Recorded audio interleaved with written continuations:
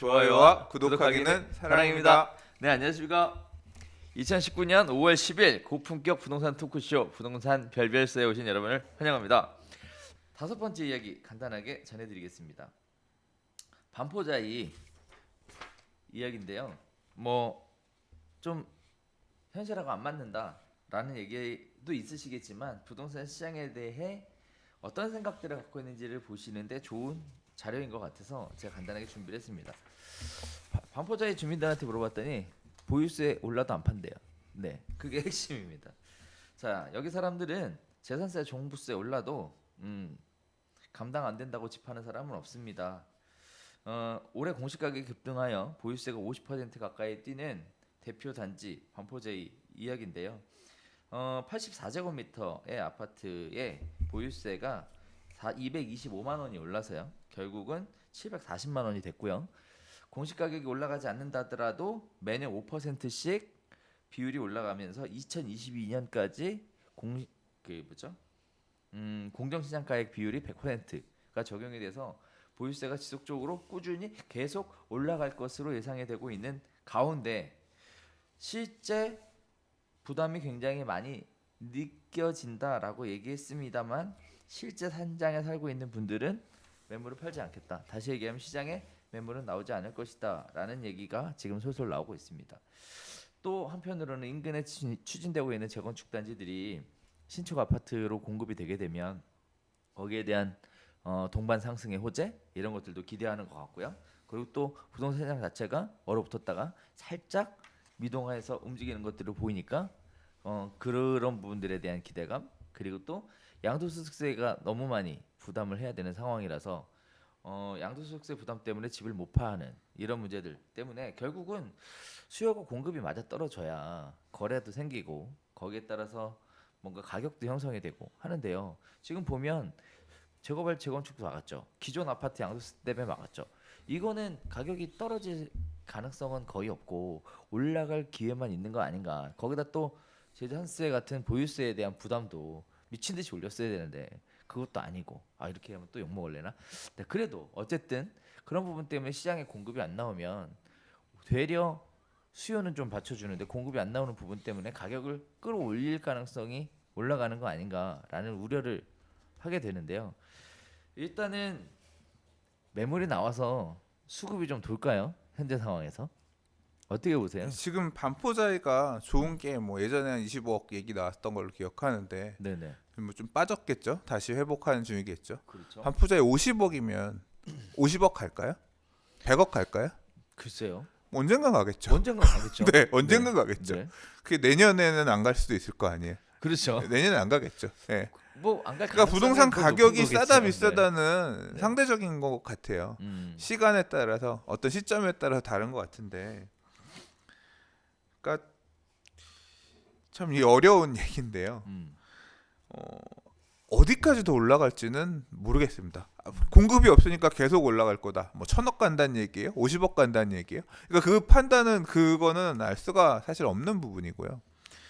저는 공급이 부족하다라고 하는 얘기에 원래 처음부터 동의하지 않는 사람이에요.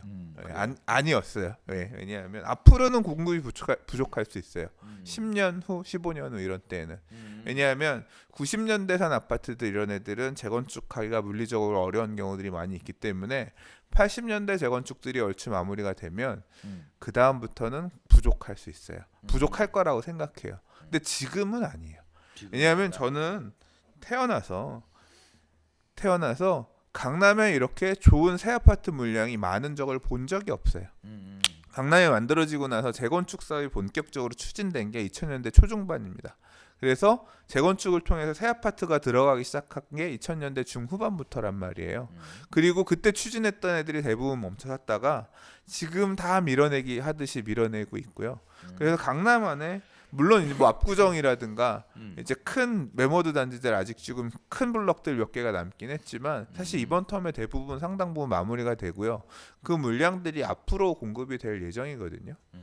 그래서 공급이 역대 어떤 기준을 놓고 봤을 때 그렇게 부족한 상황은 개인적으로는 아니라고 생각합니다. 그래서 가격이 부족하니까 계속 오를 것이다. 뭐 얼마까지 오를 거예요?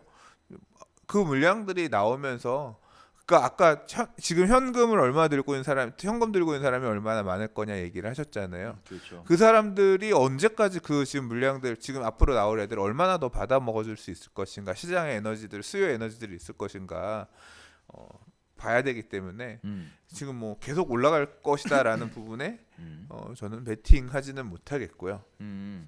물량도 그렇게 적은 편은 아니다라고 생각을 하는 상황인 거고요. 이제 그 보고 있는 관점은 그렇다는 거고 그와 별개로 뭐 그렇다고 해서 지금 이제 사실 얘기하신 부분은 반포자의 아파트를 들고 있는 분이 안 판다. 이거는 랜드마크 아파트 들고 있는 분의 자존심일 수도 있지만 여기 사는 분들은 애초에 강북의 아파트들 6억 7억 할 때 7억 5천 마포레미안 푸르지오가 7억 5천에 분양해도 미분양 나오던 시절에 그 당시에 반포자의 아파트 뭐 30평형대 이런 것들 14억 그 당시에도 13억 14억 금매가 뭐 13억대 나오고 14억 15억 했었거든요. 그러니까 그런 비싼 아파트라고 하는 얘기는 여기 와서 사시는 분들은 어떤 분이겠어요? 현금 흐름이 얼마나 좋은 사람들이겠어요. 기본적으로 돈 잘 버는 분들, 깔고 있는 자산도 많이 갖고 계신 분들, 이런 분들이 사는 거잖아요. 그래서 말씀하신 이런 보유세 부분이 그렇게 부담되지 않는 그런 말 그대로 대한민국의 어떤 상위 계층들이 사는 아파트이기 때문에 물건들 나오는 것들은 상대적으로 제한적이겠죠. 근데 이제 이 아파트를 대체할 만한 더 새 아파트이면서 대단지이면서 랜드마크 아파트들 물량들이 많이 나오고 나면 이제 비교 우위가 떨어지면 그때 가면 또 여기 살던 분들도 야 살아보니까 새 아파트 저기 좋더라 움직이고 하면 야 이거 팔고 가자 하면서 물건들이 나올 거고. 그러니까 이 보유세라든가 이런 게 물건을 많이 막 쏟아지게 내게끔 하는 어떤 주된 원인으로 작동하기에는 소유층들의 소득 수준이 더 너무 높은 게 아닌가 이제 그렇게 생각이 되고, 반대로 물건이 언제 나오느냐, 그런 이 대체해줄 수 있을 만한 좋은 새 아파트 물건들이 많이 나오기 시작하면 이제 그런 교체 수요나 이런 거에 따라서 오히려 그때는 또 거래가 될 수도 있지 않을까. 예. 자, 그래서 일단은 전 이렇게 좀 정리해드리고 싶은 게 보유세 부담이 굉장히 부담스러워서 아 이거 계속 끌고 가지 못하겠다라고 생각하는 것이 아니라 아 이 정도까지는 감당할 수 있다라는 생각을 더 많이 하시는 것 같아요. 그래서 앞으로 이런 부분 때문에 보유세 문제 때문에 가격이 하락할 것을 기대하는 것은 굉장히 좀 어려운 상황 아닐까라는 생각을 말씀을 드리겠고요. 또 떨어지지 않을 것이다라고 그렇게 보셔야 될 것 같아요. 그 다음에 또 하나는 지금 또 시장에 대한 이야기 중에 하나가 헬리오시티가 엊그저께 들은 정확하게 어저께죠.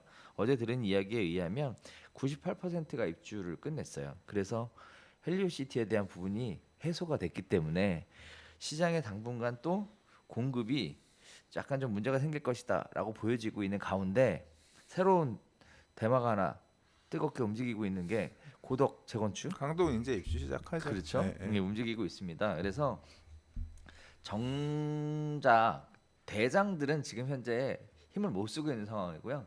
그 아들들이 열심히 지금 무럭무럭 성장하고 있어서 고덕은 물건들 네. 근래 이제 금매들 리스트들 좀 보고 하는데요. 네. 매력적인 물건들 많아요. 가격대. 예, 그렇더라고요. 그러니까 확실히 물량이 쏟아지면 매매도 전세도 이렇게 평소보다 굉장히 많은 물량들이 움직이게 되면은 둘 다 영향을 받는다는 게 보이더라고요. 그래서 뭐 그라시움부터 이제 입주 들어가고 하는데 보니까 뭐 이 가격대까지 물건이 나온단 말이에요. 뭐 그렇게 보이더라고요. 그렇죠.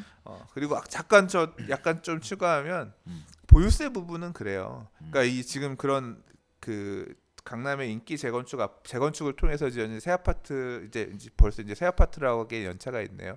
보유하신 분들은 엄청나게 잔뼈가 굵었죠. 그래서 그렇죠. 뭘 아냐면 정권이 무한하다라고 생각하지 않을 거예요. 그리고 이런 보유세 정책이라든가 이런 규제 정책은 항상 시장 분위기에 따라서 그때 달라서 변화한 모습을 보여왔기 때문에 양도소득세도 마찬가지고요. 당장 투기과열 조정 대상 지역만 해제되면 양도소득세 중과 또는 이 장기 보유 공제 혜택이 다시 부활하잖아요. 그러니까 이제 그런 부분들까지도 고려해서 장기적인 포석을 보고 있지 않나 생각합니다. 근데 사실 시장이 안 좋으면 보유세 부담이 크게 느껴지는 거거든요. 근데 시장이 안 좋지는 않다라고 생각하는 거예요. 그러니까 보유세 부담이 감당할 만한 수준이다 이렇게 판단하는 거거든요. 아까 740만 원이면 월 60만 원 정도인데. 그러니까 아, 근데 60만 원 큰데. 그렇죠. 아니 우리 입장에서는 크지. 그렇지. 한 달에 이거 갖고 사는데. 보유세 부담이 있다. 네. 그러나 제가 그래서 이제 전해드리려고 하는 얘기가 그거예요. 이제 시장 자체가 흔들흔들 불안했던 것들이 어떻게 보면 안정 기조로 접어들어가는 거 아닌가라는 얘기와 함께 지금 시장의 움직임이 지금 송파구에서 강동구 쪽으로 이동하고 있다라는 얘기까지 같이 전해드리면서 시장에 대한 실시간으로 돌아가는 이야기들 간단하게 전해드리면 될 것 같아요. 자, 오늘 저희가 준비한 얘기는 여기까지인데요. 제가 이제 모니터 보면서 얘기하고 있는데 옷을 똑같은 거 입어가지고 쌍둥이야. 의도하지 않았습니다. 네. 의도하지 않았는데 옷이 그 비슷한 옷이 딱 입어. 괜히 막 그 의도해서 한 것처럼 네 생각하실 것 같아서 네 아닙니다. 부담드리고 싶은 생각은 없습니다.